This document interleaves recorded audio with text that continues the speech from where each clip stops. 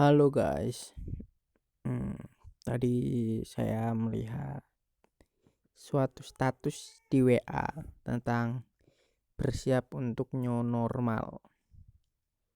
Ada kata-kata dari Bapak Jokowi sendiri, kehidupan kita sudah pasti berubah untuk mengatasi risiko wabah ini. Itu keniscayaan. Itulah yang oleh banyak orang disebut sebagai new normal atau tatanan kehidupan baru. Sebelumnya gini ya, menurut saya pribadi bisa jadi ini suatu bentuk kepasrahan. Ingat ya, ini opini saya ya, sebagai bentuk keputusasaan atau jalan buntu untuk kembali ke tatanan normal sebelum adanya pandemik COVID-19. Menurut saya, new normal itu sebenarnya abnormal, normalisasi abnormalitas.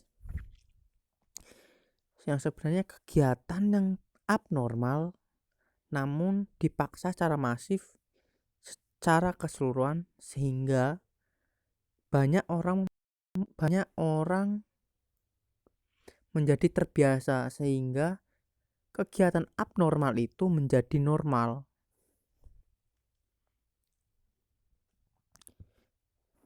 Kenapa kok gagasan new normal ini bisa diajukan atau menjadi bahan pembicaraan? Gini, menurut saya pribadi, sebuah negara itu perlu adanya pergerakan ekonomi, kegiatan produktivitas, dan hal-hal yang mendukung sistematis kegiatan yang ada di dalam sebuah negara.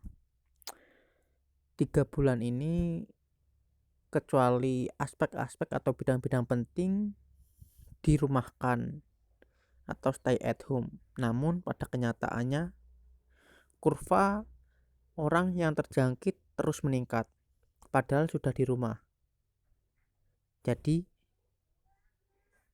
di sini siapa yang abnormal atau siapa yang normal? Padahal sudah stay at home, sekolah diliburkan, pekerjaan diliburkan, dilarang mudik, berbagai kebijakan secara bertahap diberlakukan dan diberitahukan. Coba kita lihat dari fase-fasenya. Pemulihan ekonomi, kajian awal Kemenko Perekonomian untuk pemulihan ekonomi. Dalam bersiap untuk new normal terbagi menjadi 5 fase. Coba kita lihat beberapa poinnya saja. Apakah new normal itu tuh sebenarnya normal atau abnormal yang dipaksa secara masif sehingga dianggap normal? Fase pertama, pada tanggal 1 Juni 2020, industri dan jasa bisnis ke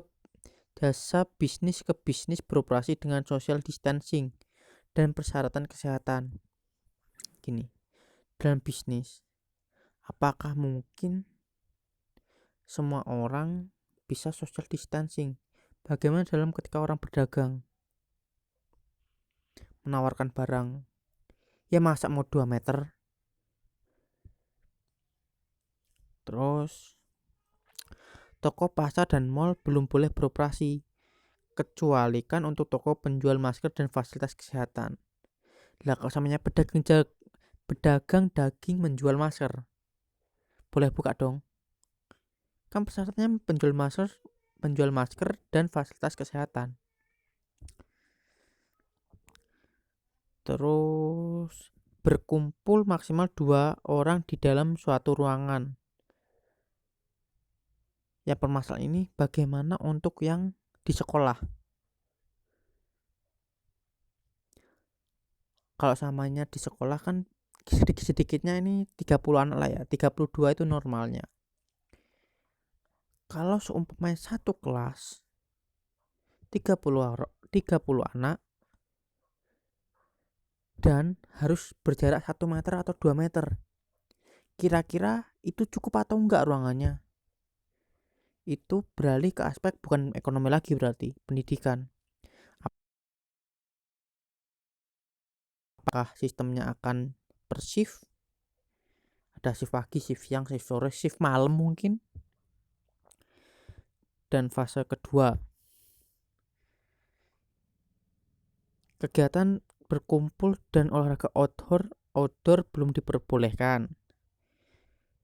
Usaha dengan kontak fisik belum boleh beroperasi. Usaha apa yang nggak kontak fisik? Digital. Cuman digital kan namanya, nggak kontak fisik. Apalagi banyak ya. Terus toko, pasar, dan mall diperbolehkan membuka toko-toko tanpa diskriminasi sektor dengan penerapan protokol ketat. New normal ini tapi dikatakan normal tapi dengan protokol ketat. Coba kalian baca sendiri fase 3, fase 4, dan fase 5. Kita new normal ini seperti dikekang oleh virus yang seharusnya kita di rumah tapi diharuskan untuk keluar. Kita ini belum normal. Karena apa? Karena kebijakan yang diberlakukan tidak sepenuhnya dipatuhi. Yang seharusnya sudah selesai sekarang belum selesai.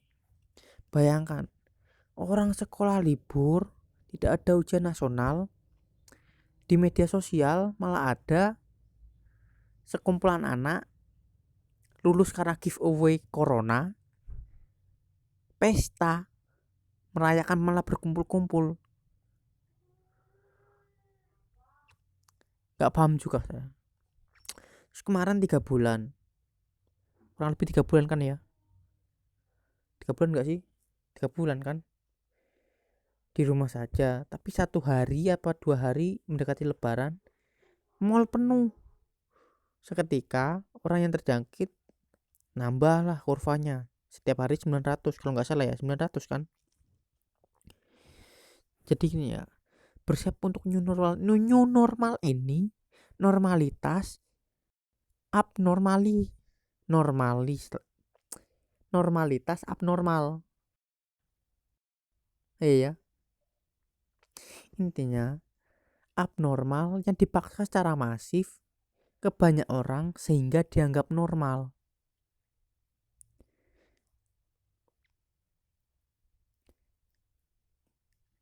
Hal ini perlu gimana ya, perlu dilakukan, tapi kok nggak perlu.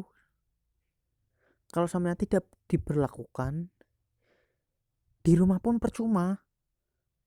Gimana percuma? Banyak yang bandel, masih banyak yang keluar.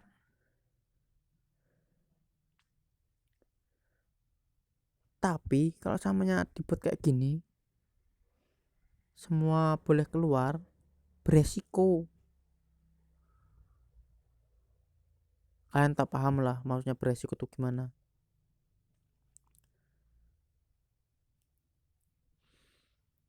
Ya saya juga ya tidak terlalu paham, tapi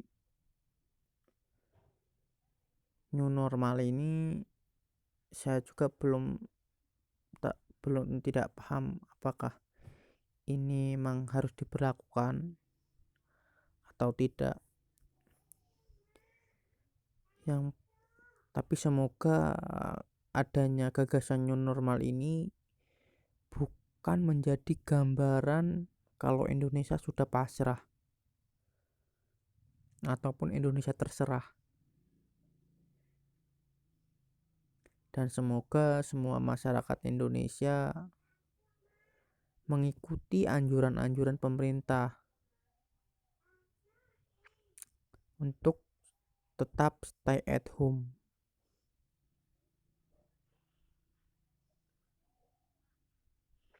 Saya rasa segitu dulu saya ngocehnya. Kalau ada salah dalam perkataan, mohon maaf.